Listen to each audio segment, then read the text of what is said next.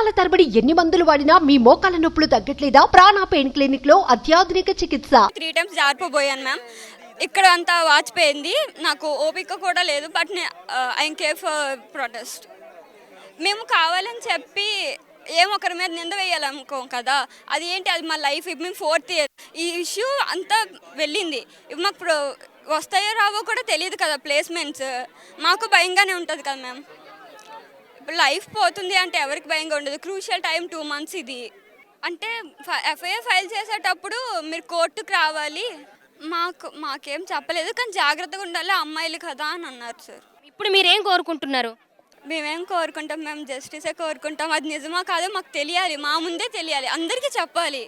అది మేము కోరుకుంటున్నాం. ఎవరి దగ్గర చూసారు మీరు? హిడెన్ కెమెరా ఎవరి దగ్గర చూసారు? మేము చూడలేదు మ్యామ్. అది మాకు వార్డు మ్యామ్ చెప్పారని మాకు చెప్పారు. నేను అప్పుడు కాలేజ్లో ఉన్నాను, అప్పుడే వచ్చాను హాస్టల్కి. మీరు చెప్పండి, మీకు ఆడియోలో మీ అక్కడ ఉన్న గర్ల్స్ పంపించారన్నారు కదా, ఏమని పంపించారు? మేము యాక్చువల్లీ నేను స్టూడెంట్ మోటివేటర్ మ్యామ్. నాకు నిన్న ఈవినింగ్ ఏమైందంటే ఒక సిస్టర్ కాల్ చేసి, అన్నయ్య మీ డిపార్ట్మెంట్ టచ్ ఉంది కదా, నాకు ఇలాగ వీడియోలు ఇలాగ కాలేజ్లో ప్రొటెస్ట్ జరుగుతుంది, డిపార్ట్మెంట్ రాలేదు, మేనేజ్మెంట్ రాలేదు, మీరు ఏమైనా చేయగలరా త్వరగా అని చెప్పంటే నేను డిపార్ట్మెంట్ ఫోన్ చేసి అప్పటికే సార్కి ఎవరో కాల్ చేసి ఇన్ఫామ్ చేశారంట. సార్ వాళ్ళు రావడం జరిగింది, వాళ్ళందరూ ఇక్కడికి వచ్చారు, ఇక్కడ మాట్లాడుతుంది. ఈలోపు బాయ్స్ హాస్టల్లో ఆ అబ్బాయిని పట్టుకొని రూమ్లో పెట్టి బంధించడం జరిగింది. మేము అక్కడికి వెళ్ళాము. వెళ్ళిన తర్వాత ఏంటి అని అడిగి క్వశ్చన్ చేస్తుంటే ఆ మేనేజ్మెంట్ అందరూ కూడా వచ్చేసి, మీరు ఎక్కడ చెయ్యొద్దు, ఏం చెయ్యొద్దు అని చెప్పని ఫొటోస్ తీసేసి మేము సర్టిఫికేట్స్ మీకు ఇవ్వము, ఇవి చెయ్యము అవి చెయ్యము అని చెప్పనేసి వాళ్ళని బ్లాక్మెయిల్ చేయడం. వాళ్ళందరేమో మళ్ళీ స్ప్రెడ్ అయిపోవడం, మళ్ళీ రావడం, మళ్ళీ వాళ్ళు కొట్టుకోవడం, మేనేజ్మెంట్ని క్వశ్చన్ చేయడం. ఇక్కడికి రావడానికి గోల్స్ చేస్తే ఎవరైనా బెదిరేసి ఆపేస్తారు మేడం, ఎవరైనా బెదిరేసి ఆపేస్తారు. ఇప్పుడు ఆ పాప అన్నారు చూడండి, మీరు కోర్టుకి రావాలి చేయాలంటే ఒక ఆడపిల్ల కోర్టుకి ఎలా వెళ్ళిద్ది మేడం, ఎలా వెళ్ళిద్ది? సో ఒక ఆడపిల్ల దగ్గర రక్షణ లేనప్పుడు ఆ పిల్లకి ఇంకా సపోర్ట్ ఎవరు ఉంటారు మేడం? మళ్ళీ వచ్చేసి ఇదంటారు. మరి ఇవన్నీ నేను ఇప్పుడు మాట్లాడకూడదు. కాకపోతే ఒక ఆడపిల్ల దగ్గర రక్షణ లేదు, ఒక ఫ్రెండ్ దగ్గర రక్షణ లేదు. మహిళా సంఘాలు ఉన్నాయి, చక్కగా వచ్చి పిల్లలతో మాట్లాడి వెళ్ళండి, ఇలా చేయండి అమ్మా, ఇలా జరగండి, ఇలా అబ్బాయిలతో కొంచెం ఇలా ఉండండి, ఇలా చేయండి అని చెప్పని చిన్నపిల్ల ఇంట్లో చెప్పుకోకూడదు మేడం. బయటకు వచ్చిన తర్వాత కాలేజ్లో అబ్బాయితో తప్పు ఉండొచ్చు, అమ్మాయిది తప్పు ఉండొచ్చు.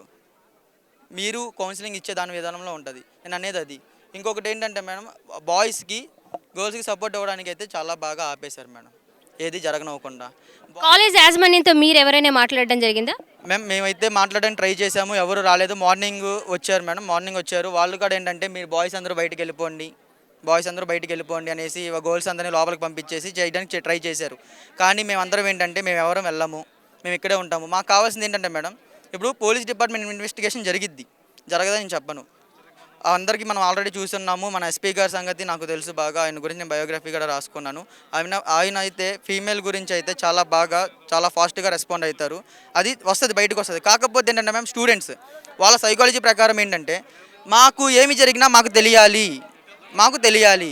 సో మేము అనుకునేది ఏంటంటే అందరం మేము సైలెంట్గా కూర్చుంటాం, వాళ్ళిద్దరిని నుంచోపెట్టి. మాకు నిజమో అబద్ధం తెలియదు ma'am, to be honest, to be frank, నిజమో అబద్ధమో మాకు తెలియదు. మాకు కావాల్సిందంతా ఏంటంటే వాళ్ళని నుంచోపెట్టి అసలు ఏం జరిగింది, ఎన్నేళ్ళ నుంచి ఇలా జరుగుతుంది, నిజమా అబద్ధమా అనేది మాకు కావాలి. ఈ యొక్క గుడ్లవల్లేరు కాలేజీ అంటేనే చాలామంది, కొన్ని లక్షల మంది విద్యాభ్యాసం బోధించి ఈ కాలేజీకి ఈ యాజమాన్యం లేడీస్ హాస్టల్స్ కానీ, ఈ మెయిన్ కాలేజీలో కానీ, ఇక్కడ పనిచేసే ఎంప్లాయీస్ కానీ, సెక్యూరిటీ గార్డ్స్ కానీ, ఈ లేడీస్ హాస్టల్స్ అంటేనే వార్డెన్స్ కానీ వాళ్ళు కూడా చాలా జాగ్రత్తగా ఎవరు వస్తున్నారు ఎవరు వెళ్తున్నారు అనేది ఎప్పటికప్పుడు 24 hours కూడా నిఘా ఉండాలి.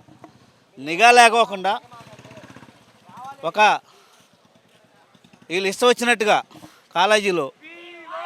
ఈ కాలేజీని చదువుకునే యొక్క భవితకి వాళ్ళ జీవితాలని నాశనం చేసే విధంగా ఈ కాలేజీ యాజమాన్యం ఉందంటే దీని మీద కఠినమైన చర్యలు తీసుకోవాలని కృష్ణా జిల్లా ఉమెన్ రైట్స్ తరఫున మేము తెలియజేస్తూ, దీని మీద ఎస్పీ గారు ఇప్పుడే ఇచ్చారు, ఒక వాట్సాప్లో వచ్చింది, అయ్యా ఎస్పీ గారు కాలేజీ గుమ్మకాయ మాకండి, మరి ప్రజల ఆడపిల్లల